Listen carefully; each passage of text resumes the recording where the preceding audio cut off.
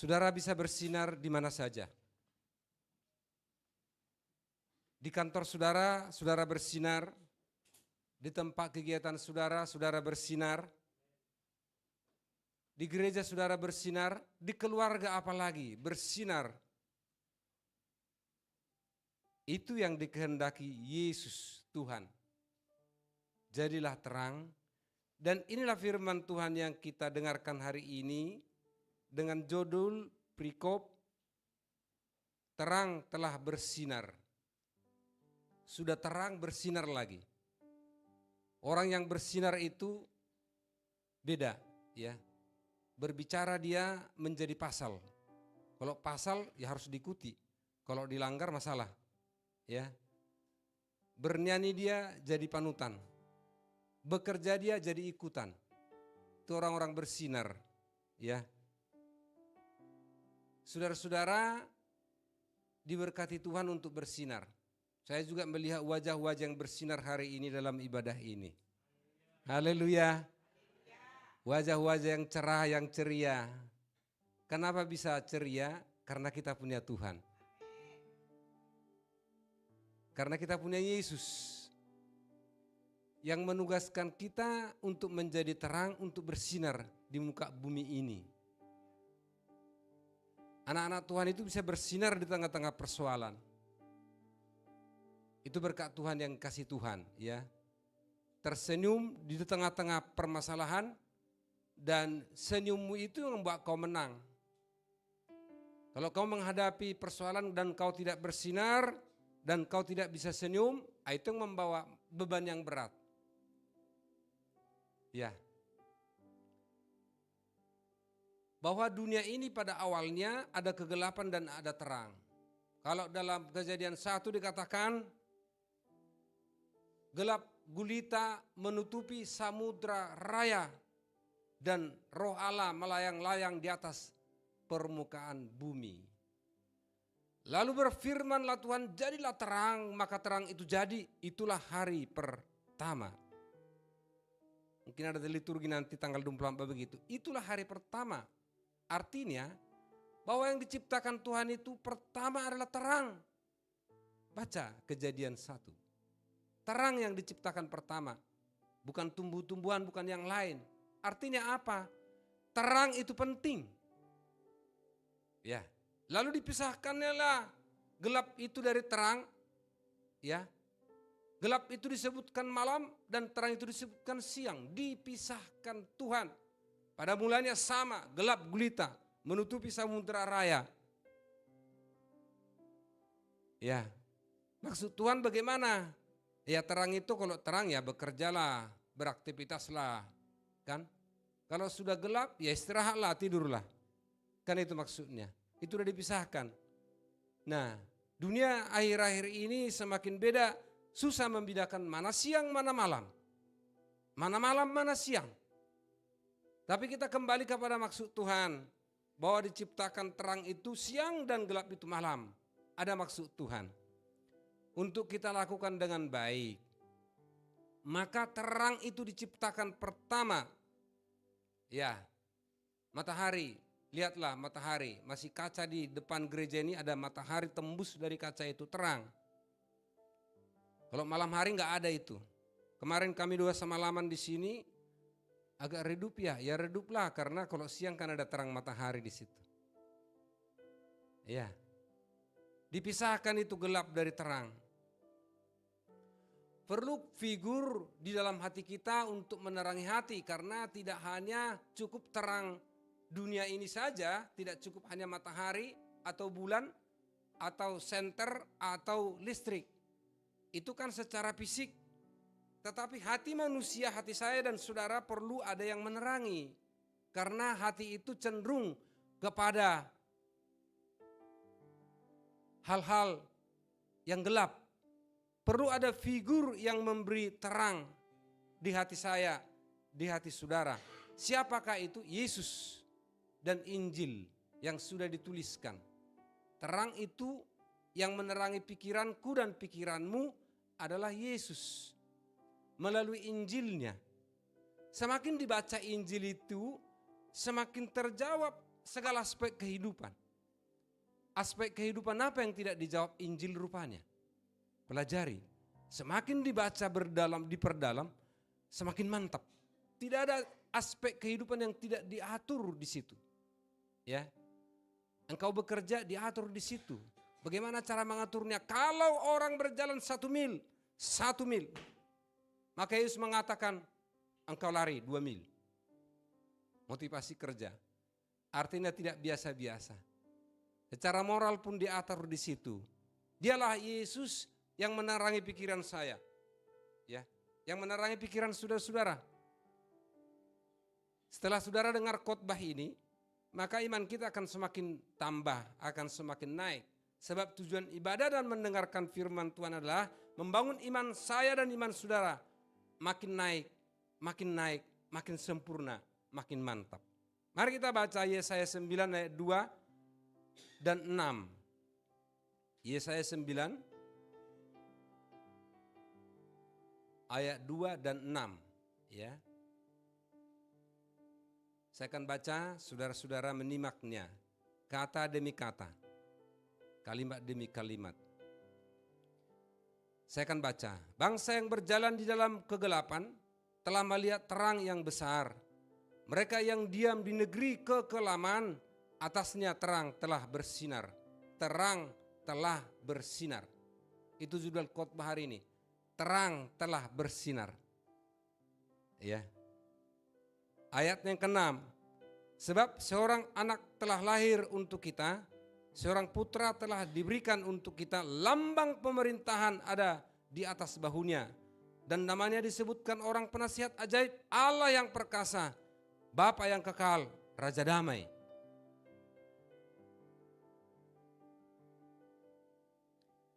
Bangsa yang berjalan di dalam kegelapan, ya. Ini nubuatan yang digenapi dalam Injil 700 tahun sebelum, ya, Injil itu ada. 700 tahun sudah berseru-seru bahwa bangsa yang berjalan dalam kegelapan akan melihat terang tentang kelahiran Yesus Kristus. Kenapa bangsa itu gelap? Pada zaman itu orang-orang, ya, meninggalkan Tuhan, menyembah ilah-ilah lain, mengikuti setan. Sekarang ini juga ada banyak orang seperti itu yang disembah setan. Lihat aja di YouTube itu, dukun-dukun yang bertobat. Nanti YouTube, dukun yang bertobat mengikuti Yesus. Ada banyak orang seperti itu yang benar-benar mau mensantet pendeta. Ada di YouTube itu kan. Ada orangnya masih sekarang jadi pendeta juga. Banyak yang jadi pendeta, dukun-dukun itu kan. Datang ke gereja mau santet pendeta. Saya mau habisi pendeta ini. Disantet pendeta kan tidak tahu. Dia hanya bilang haleluya, haleluya. Mental dia. Pikirnya dia ilmunya siapa ya? Gurunya siapa? Ya, mental dia. Saudara-saudara. Lalu ditanya siapa gurumu? Saya sudah pernah bersaksi di sini. Mertua saya, almarhum, ya, bapak mertua yang juga pendeta. Waktu itu tinggal di Jakarta mereka. Di mana namanya itu tinggalnya itu ya. Tinggal mereka ini. Ibu Gembala. Mertua saya cerita ke saya siang-siang. Ini bukan mimpi. Siang-siang ada tangan tanpa badan mencekik leher mertua saya. Cekek. Dia ngomong Yesus, dalam nama Yesus. Tangan itu terpelanting. Apa yang terjadi di lingkungan ini? Saudara-saudara, datang orang lingkungan mengatakan kepada mertua saya, Bapak gurunya siapa? Karena bagi mereka, kalau nggak bisa disantet berarti ada dukunnya lagi. Saudara-saudara, gurunya siapa? Dia bilang Yesus, Tuhan, guru saya. Saudara-saudara, bukan hanya cerita di situ, ya. Saudara-saudara juga kalau disantet orang, ya, ada darah Kristus yang melindungi saudara. Saya banyak disantet orang zaman itu, ya. Banyak, saya tahu dari mimpi, dari fakta. Beberapa rumah saya fakta. Bangun pagi hari, malam hari, ya. Tidak bisa, saudara-saudara. Itu semua kegelapan, artinya bukan hanya masa dulu. Sekarang ini juga banyak bangsa orang dalam kegelapan. Ya, yang disembah itu, setan itu. Tapi mereka akan melihat terang. Dan terang itu bersinar. Bersinar dan bersinar. Pangkat saya dan pangkat saudara sebagai anak-anak Tuhan luar biasa. Ya. Hakmu sebagai anak Tuhan luar biasa. Kau tidak perlu lagi memikirkan bagaimana orang mensantet engkau. Kau tidak perlu engkau didukun-dukunin orang. Ya, tidak perlu itu. Cukup kita bilang dalam nama Yesus dan percaya. Haleluya. Hargai itu, kita hargai itu dengan baik. Siapakah terang itu? Yohanes 8:12 dikatakan. Ya, Yohanes 8:12, akulah terang dunia. Barang siapa mengikut aku tidak berjalan dalam kegelapan tetapi mempunyai terang hidup. Yesuslah terang dunia. Ya. Jadi barang siapa yang berjalan di dalam Yesus, mengikuti Yesus, dia tidak berjalan dalam kegelapan, tapi mempunyai terang hidup. Dia bisa membedakan ini benar, ini tidak benar, ini gelap, ini terang. Sebab gelap dan terang tidak pernah bisa bersatu. Jikalau datang terang itu, maka kegelapan itu akan diusir. Ya, tidak bisa bersatu. Gak ada persatuan gelap dan terang. Terang ya terang, gelap ya gelap. Tapi terang itulah yang datang untuk menerangi gelap.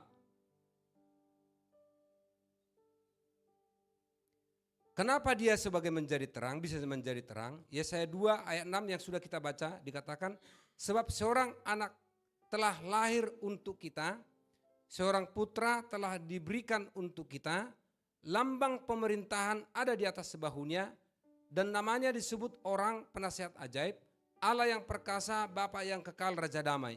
Lambang pemerintahan ada di atas bahunya. Di atas bahu Tuhan Yesus ada lambang pemerintahan. Pemerintahan yang mana? Apakah pemerintahan yang demokrasi? Itu yang diharapkan murid-muridnya. Yesus datang supaya menjadi raja, membebaskan mereka dari jajahan bangsa Romawi. Salah pengertian mereka. Kerajaan Tuhan, kerajaan Yesus bukan seperti kerajaan dunia ini. Ya. Tapi kerajaannya adalah secara spiritual kerohanian yang mencakup hidup kini sampai kepada kekekalan. Sampai kepada kekekalan itu kerajaannya, tidak akan berkesudahan. Kerajaannya. Kalau dipelajari Alkitab, lanjutan daripada setelah bumi ini ada kerajaan 1000 tahun. Ya, orang-orang percaya akan berkuasa di situ. Ya. Dan seterusnya dan seterusnya. Lambang pemerintahan ada di atas bahunya. Di atas bahu Tuhan Yesus. Itu sebabnya kita tidak terlalu takut dan khawatir soal apapun. Sebab lambang pemerintahan ada di atas bahunya. Kalau Tuhan sudah berkata iya, iya. Kalau Tuhan berkata tidak, tidak. Saudara-saudara. Kalau dia membuka pintu, dibuka. Kalau ditutup, tertutup. Apapun yang kita hadapi di dunia ini, optimisme ini harus kita miliki. Ya. Saya kemarin diskusi dengan anak saya. Ketika saya mempunyai pimpinan, ya, pimpinan saya itu terbuka dia. Kalau kita gabung, ya kan, saya waktu itu Kabak TU, salah satu provinsi, dengan para kabit, ceritanya cerita dukun. Itu tidak telengaling-aling. Dukunnya itu juga datang ke kantor. Jadi yang digembor-gemborkan dukun. Ya. Memang itu dunianya. Ada keagamaannya? Ada. Jelas ada agamanya kok. Tapi karena kita bawahan, ya kita dengar dulu. Ya. Dan bawahannya marah terus, saudara-saudara. Marah. Bisa rapat tanpa sebab marah. Bayangkan. Pernah suatu saat kami rapat. Ini terbatas, Kabak TU dan para kepala bidang. Dia bilang, saudara-saudara enak tidur. Saya yang kena sasaran. Kita mulai, namanya bawahan kan tenang gitu. Kena sasaran apa ya? Pikir kita, adakah berita yang tidak baik? Ujung-ujungnya dia bilang, kalian tenang tidur. Saya sasaran santet, dia bilang. Coba, kok rapat Judulnya begitu. Jangan heran, dunia ini kegelapan itu begitu. Tapi kalau kita punya Tuhan, saya bilang, saya karena cinta keluarga saya. Saya bukan melakukan hal-hal yang tidak baik, saya di luar kerja. Saudara-saudara, tidak lama ya, orang nomor 2 itu ambruk juga. Ambruk orang nomor 2 itu. Ya, berantem dengan menteri. Ya bagaimanapun pimpinan harus diikuti. Apapun itu. Ya kan? Artinya apa? Ketika Tuhan mengatakan iya, segala jalan dibuka. Sama dengan waktu kita nanti merayakan Tuhan Yesus Kristus, ya. Anak 2 tahun habis semua, dibunuh. Ya. Kenapa Yesus selamat? Dibawa ke Mesir. Jalan akan dibuka. Pasti diperiksa di jalan, ini apa? Bagaimana? Tapi kalau Tuhan sudah berkata, jalan lempang-lempang saja. Balik lagi ke Israel, saudara-saudara. Bukan tidak banyak tantangan. Yesus yang kita rayakan nanti tantangannya luar biasa. Pembunuhan tantangannya. Ini awal tantangannya. Bukan gampang. Tantangan yang kita hadapi apa sih? Paling keuangan, ekonomi, ya ini itu. Ya mungkin kita penyebabnya kan gitu ya. Tantangannya besar, saudara-saudara. Tapi sekali Tuhan berkata, nggak ada yang menghalangi itu. Ini yang harus kita pegang. Tuhan sudah berjanji memberkati saudara-saudara. Pegang itu.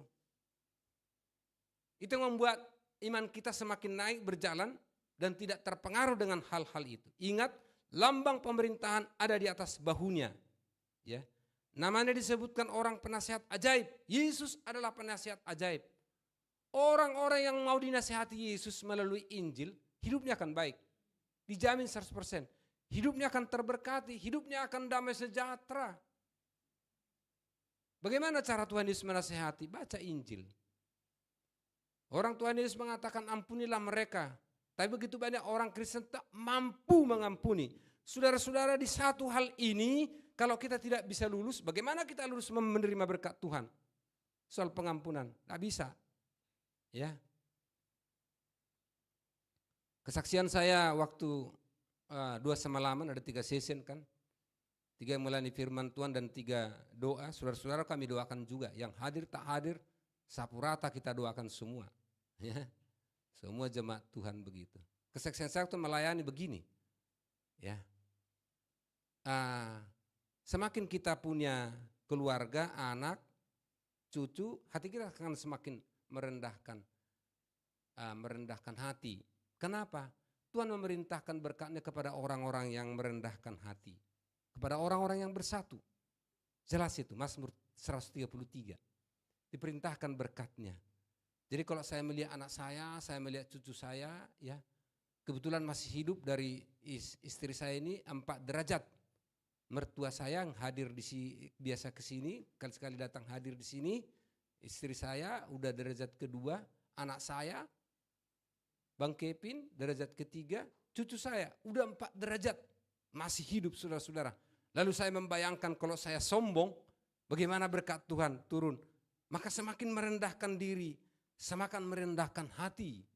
Karena kesanalah Tuhan memerintahkan berkatnya, saudara-saudara. Anak cucu makan diberkati Tuhan, perkasa di bumi. Baca 112 ayat 2. Ya. Anak orang-orang yang takut kepada Tuhan, anak cucunya perkasa di bumi. Pegang itu. Saudara-saudara. Ya.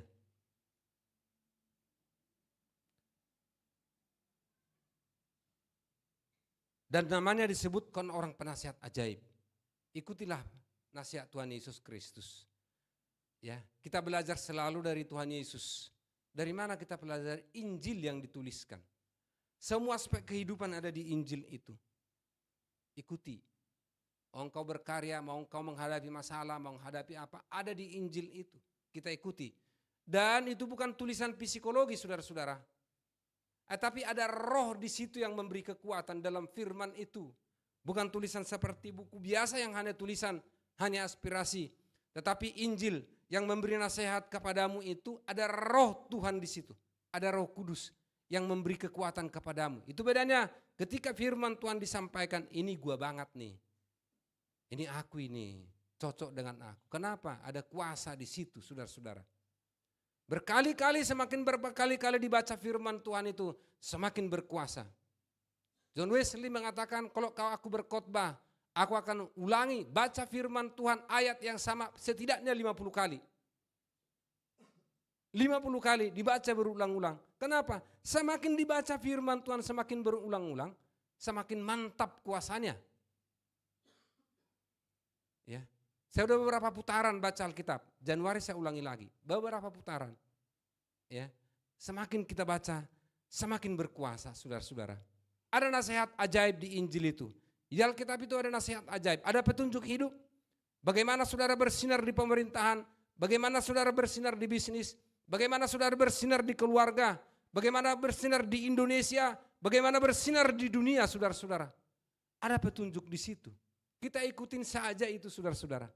Saya ikutin saja itu. Sebab orang-orang yang melakukan kehendak Tuhan, kesitulah diperintahkan berkatnya. Haleluya. Itu pentingnya ibadah mendengarkan firman Tuhan. Kita dengarkan nasihat ajaib daripada Tuhan Yesus. Tuhan Yesus tahu masa depanmu. Tuhan Yesus tahu masa depan saya. Ketika kita melihat anak kecil, cucu atau anak kecil, Tuhan Yesus tahu masa depannya itu. Itu sebabnya ada penyerahan anak kepada Tuhan. Ini milikmu Tuhan. Dia tahu itu.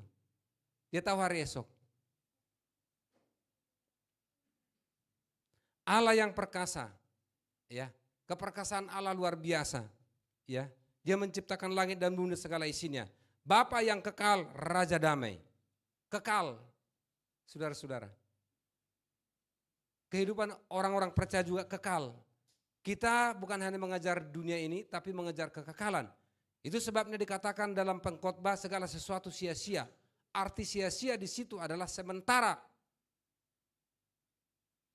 Itu pengertiannya di situ. Dalam bahasa Ibrani-nya hebel. Ya, segala sesuatu disebutkan sia-sia, artinya dunia ini apapun, uangmu itu pun hartamu itu sementara itu. Itu maksudnya. Tapi yang abadi adalah kekekalan. Surga yang kekal.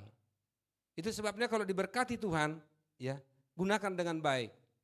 Dengan baik. Jangan sampai ada uangmu bocor kepada yang tidak benar.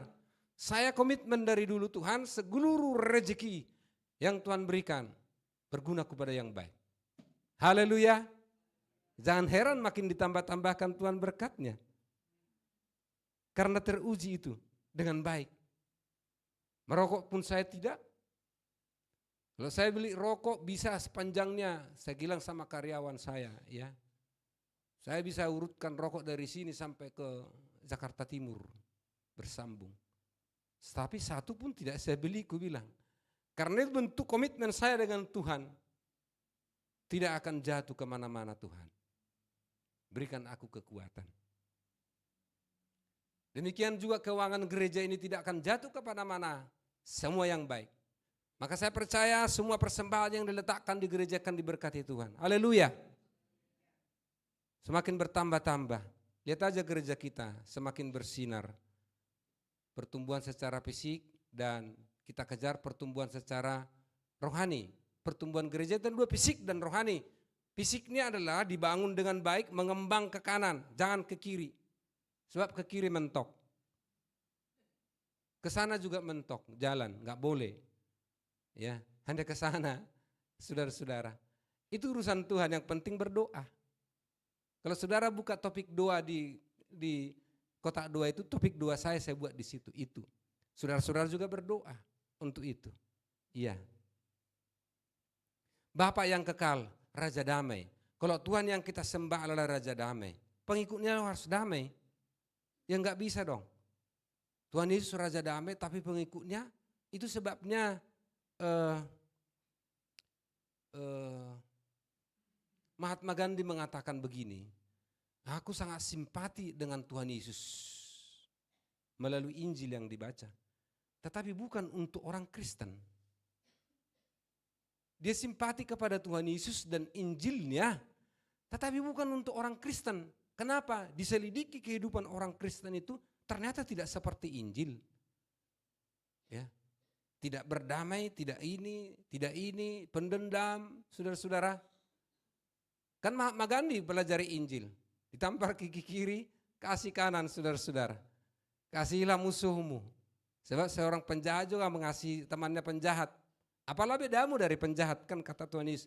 Dia baca itu semua. Lalu dia orang Kristen, kok tidak seperti itu? Kaget dia.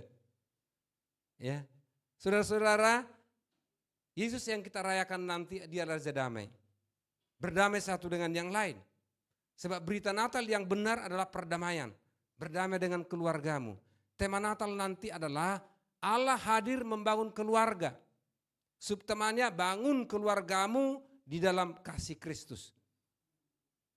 Dari sekarang persiapkan bangun keluargamu. Kalau ada kurang sana sini, perbaiki dari sekarang. Jangan setelah tanggal 24, kekurangan saya, suara saya terlalu menggelegar. Saya terlalu banyak emosi. Saya terlalu banyak marah. Saya terlalu banyak tersinggung. Saya terlalu banyak diam. Karena keluarga itu juga bisa diam. Tidak ngomong.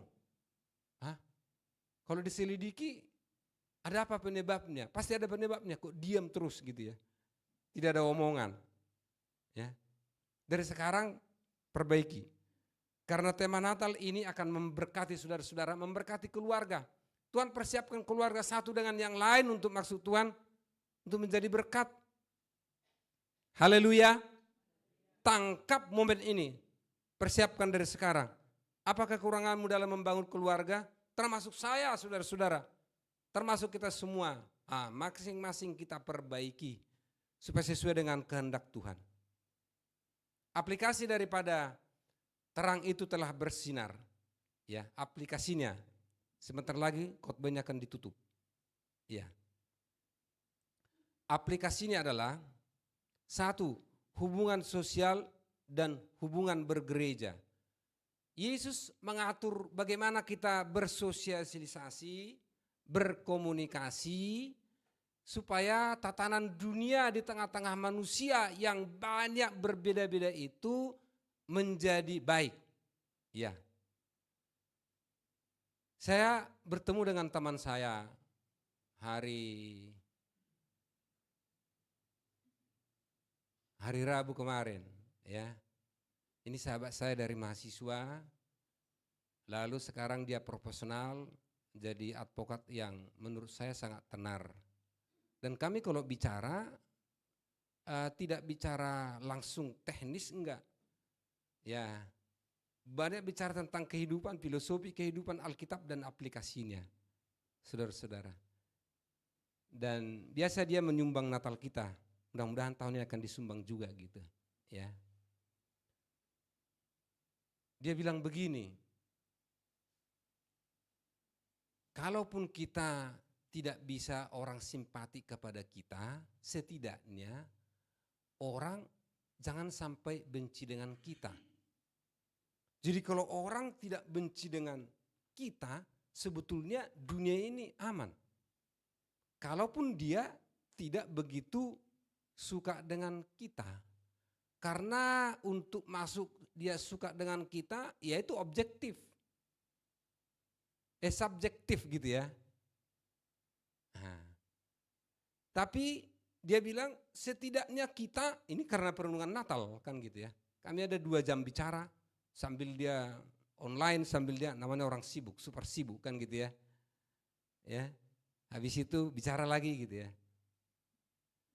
Setidaknya kita itu berusaha, kita jangan dibenci orang. Karena kalau sudah dibenci, apapun yang kita katakan itu tidak benar.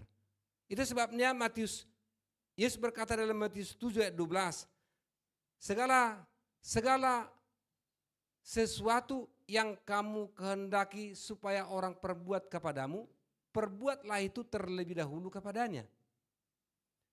Kalau engkau tidak suka dibenci orang, jangan benci. Kalau engkau tidak suka dibentak orang, jangan membentak. Saudara-saudara, ini kata Injil Yesus ya, yang datang ke bumi ini untuk menyapa manusia, saya dan saudara. Segala sesuatu yang kamu kehendaki supaya orang perbuat kepadamu, perbuat terlebih dahulu kepadanya. Itu ajaran Yesus. aman dunia ini, aman keluarga, aman segala sesuatu. Karena kita yang aktif. Kalau dalam bahasa Ibrani disebut dengan membuat roha. Ya, itu bahasa Ibrani-nya Oma Eti, membuat roha. Artinya begini, mengambil hati orang. Jere nggak mungkin saya coplok hatinya dong, bahaya. Tapi ngambil hati orang, saya bilang Jere, bagaimana kuliahmu nak? Apa kira-kira masalah dalam pelayanan musik? Oh perlu Pak yang pendengar begini kan gitu ya. Kita beli. Gitu ya. Karena ini mumpung. Karena kan akan nanti kita Natal. Untuk mengontrol volume suara musik itu kan ada ditempel di sininya. Nah dibeli gitu. Nah supaya itu berjalan, saya ambil duluan. Saya tugasi duluan. Panitia berjalan silahkan. Ya, itu namanya mengambil hati. Jadi orang Kristen itu harus bisa mengambil hati. Karena Yesus mengatakan begitu. Haleluya. Mengambil hati orang lain. Ya. Perbuat terlebih dahulu. Jelas Yesus mengatakan demikian. Sebetulnya dunia ini aman. Kalau Injil Matius 7:12 ini lakukan 70% saja atau 60% saja, enggak usah 100%. Aman ya. Keluarga aman, semua aman. Ya. Kita yang dilatih itu, saya yang dilatih begitu. Jadi siapa yang melakukan itu? Kita dilatih untuk melakukan itu. Kita yang berlatih, ya. Di kantor kita berlatih. Ke atasan kita berlatih begitu. Ya. Melaksanakan Injil. Tapi enggak apa-apa lah Tuhan, ini saya lakukan Injilmu. Kecuali misalnya yang bertentangan dengan Injil, lalu kita lakukan kepada dia seperti itu enggak boleh. Yang selaras dengan Injil. Misalnya apa? Memberi. Mana ada pemberian ditolak? Dengan tulus ikhlas. Ya. Berikan. Ya. Matius 7 ayat 3 dikatakan, mengapakah engkau melihat selumbar di mata saudaramu, sedangkan balok di matamu tidak engkau lihat. Jadi gini nih, ini namanya orang menilai. Dinilai, oh ini harusnya jangan begitu, oh dia salah begini, menilai. Orang lain dinilai, padahal ada balok. Di mata saya ada balok, tidak saya lihat, tapi selumbar di mata orang lain saya lihat. Yesus sudah mengatakan demikian. Artinya, berhentilah menilai-menilai itu. Ya. Kita koreksi dulu diri kita, apa yang kurang dari diri saya. Nah kalau sudah koreksi jalan ke orang lain, yang terjadi adalah perdebatan. Ya. Jadi mari kita lihat di akhir tahun ini penting firman ini, mengakhiri tahun ini, ya. Kita lihat ada balok di dalam diri kita yang menjadi penghalang doa kita, yang menjadi penghalang berkat, atau yang menjadi penghalang harmonisnya sosial di tengah-tengah keluarga, di tengah-tengah gereja, di mana saja. Kita lihat dari diri kita dulu. Ya. Bercermin masing-masing kita. Yang kedua, jadilah terang dan bersinarlah. Ya, generasi-generasi ini pesan Tuhan hari ini, jadilah engkau terang. Karena Yesus mengatakan, kamulah terang dunia. Ya. Kamulah terang dunia. Yesuslah memang terang itu, tapi ketika dia berangkat ke surga, ditegaskan kamulah terang dunia. Saudara-saudara, saya terang dunia itu.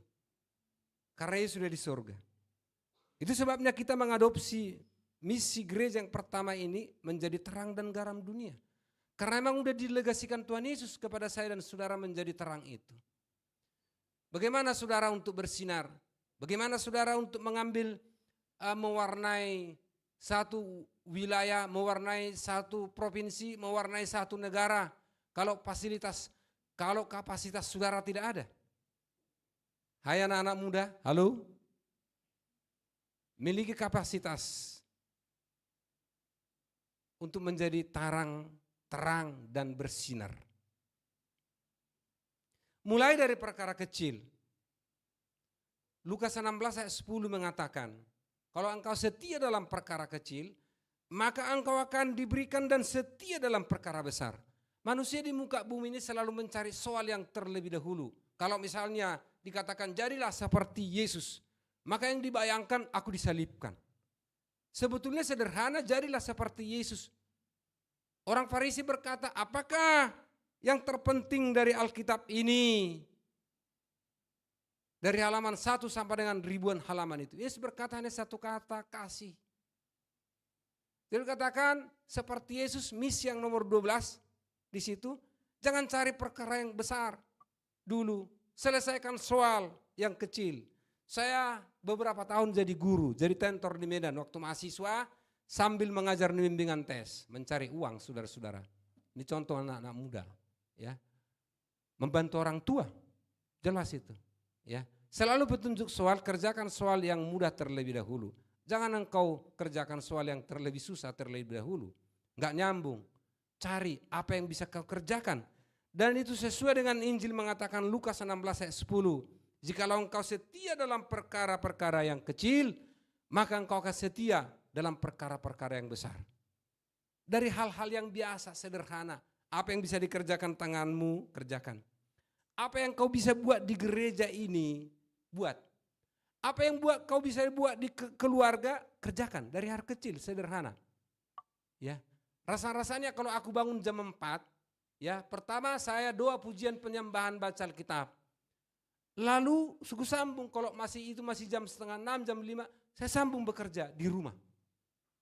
Apa saja saya kerjakan. Saudara-saudara, mulai dari hal kecil. Jangan terus cari kapan aku jadi presiden. Ya, presiden hanya satu orang. Jangan.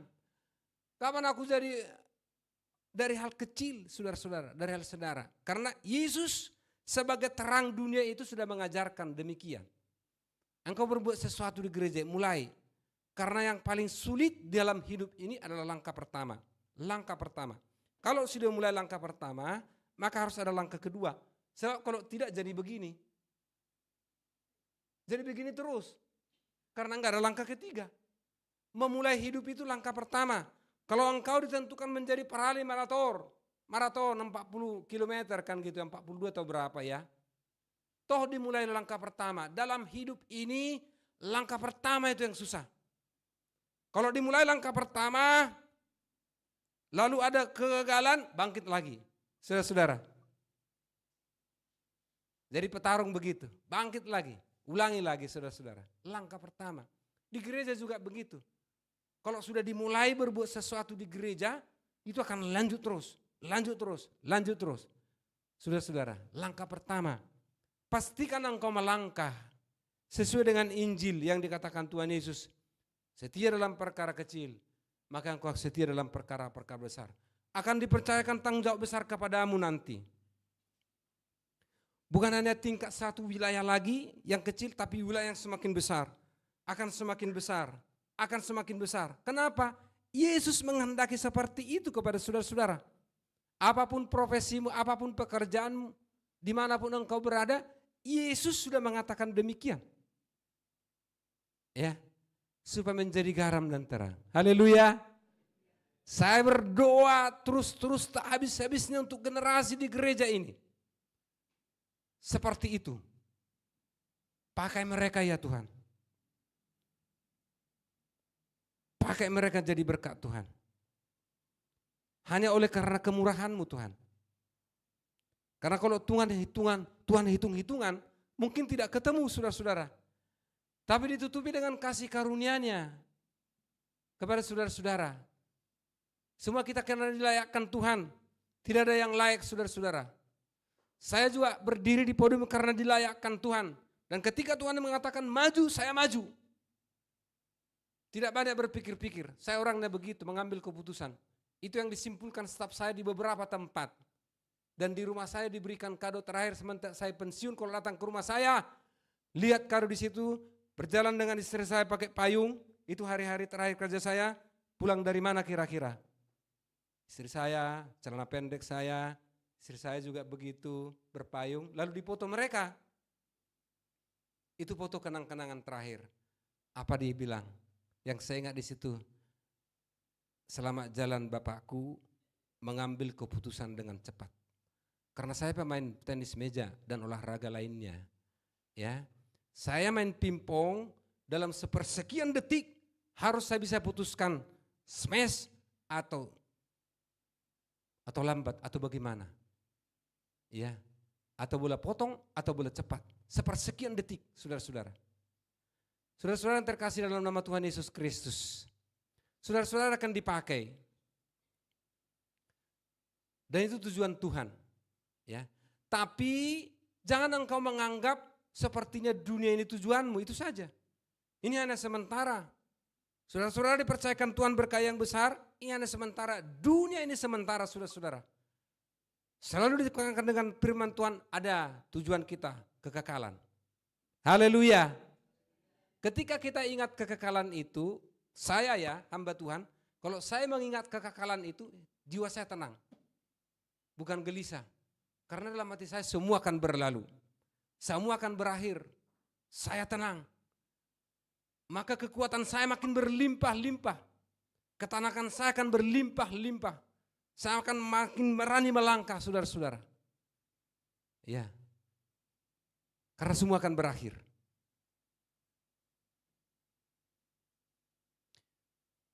Dalam Matius 5 ayat 14 dan 16 dikatakan, slide berikutnya yang terakhir sebelum penutup.